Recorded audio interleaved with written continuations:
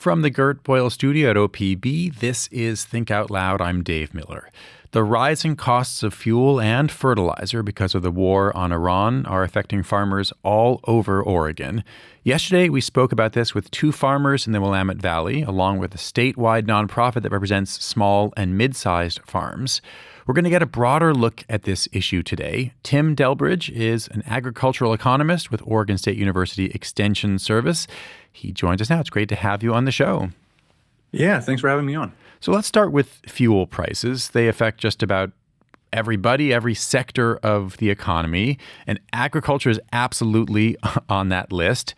Do you have a sense just for how big an effect an increase of, say, $1, or I've even seen $2 a gallon for diesel, how that would affect the economics of the average farm? Yeah, that's a great question. And I just pulled up before I jumped on the call the diesel prices, and it's showing a national average of $1.60 increase since February. So that's about 30%. That's a really substantial increase. The impact is, well, as any economist is going to tell you to answer any question, is it depends a little bit on the type of farm you're talking about and the crop that they're growing. Different crops are going to involve more machinery passes across the field, more energy needed, and so they're going to be affected a little bit more. I did just pull up one of OSU's enterprise budgets. These are documents that we put together to estimate the cost of production of different crops. And when compared against prices, we can kind of estimate net income from growing the crop. And I pulled up a budget for green beans, which is a common crop here in the Willamette Valley. And it looks like a 30% increase in diesel fuel would lead to about a 15 to 20% decrease in net income. And that's going to be, again, different for different crops and different farm sizes and types. But that's a gigantic hit, potentially 20% of income.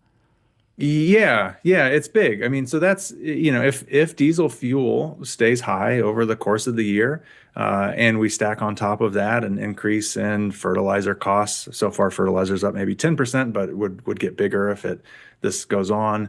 And then shipping, as your guest mentioned yesterday, is a big issue for a lot of farms. So all in, this is a pretty big impact for farms. How much can farmers pass their increased costs on to buyers? Yeah, that's the question that we always get. And for commodity producers, farmers don't set the price. Farmers don't choose how much to charge. They take what the market is offering. I will say that prices fluctuate for commodities, and if production costs go up to the point where the farms are going to choose not to produce the crop, well, markets adjust and prices will come up a little bit. But in the short term, really, the farms are bearing that increase in costs. And so it's only really, I think, with the longer term price increases that we're going to see costs passed on in the form of higher prices to consumers. Is it fair to say that all of the challenges we're talking about here will hit smaller operations harder than larger ones? I think that's hard to say, and I think that there's some nuance in farm size and what people are thinking of when they say small versus large farms. I think yesterday in the conversation, we talked about some farms, your guest talked about some farms that market directly to consumers. And with those farms, people that are selling at farmers markets, or they're delivering their CSA boxes, or maybe they're driving their product themselves in a box truck to their local distributor, per unit of food, those operations tend to use more fuel in transportation and distribution of their products. And so those very small farms are going to be more heavily impacted than larger farms with maybe more streamlined supply chains. But is it also maybe the case that it would be a little bit easier for them to set higher prices, to say to their perhaps more richer customers, hey, as you know, the cost of production is way higher, so you want this nice CSA box of green beans and tomatoes, so please pay us a little bit more, as opposed to saying that to a commodity buyer where they'll say, sorry, Yeah. we locked in the price a year ago.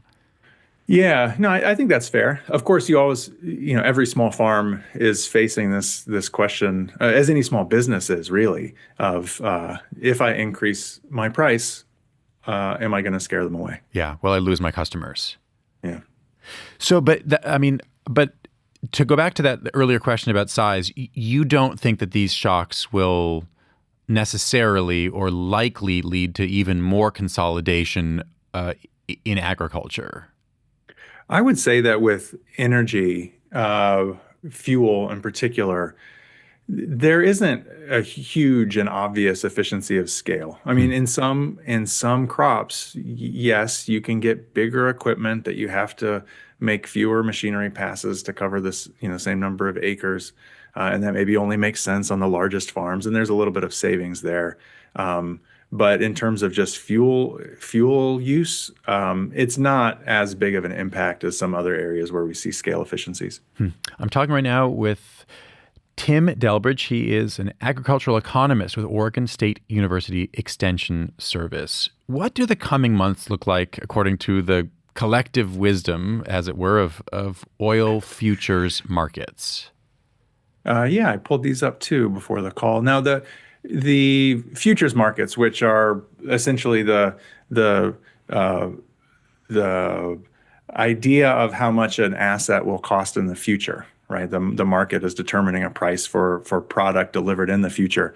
But Uh, also a very real bet, right? I could oh, of course. buy, I could pay whatever the market says the price today is for oil 6 months from now. I can get that oil even if it goes way up or way down. I have to pay that price. That's right. So you can essentially lock in a price for physical product delivered in the future.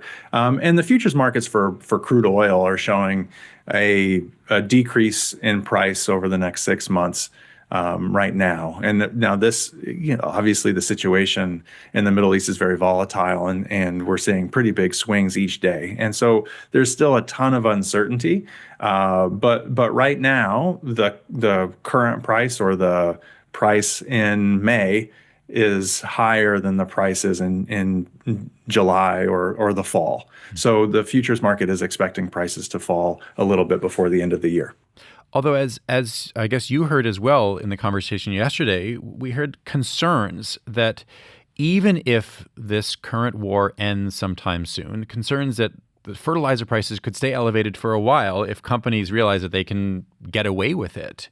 Do you think that those concerns are valid?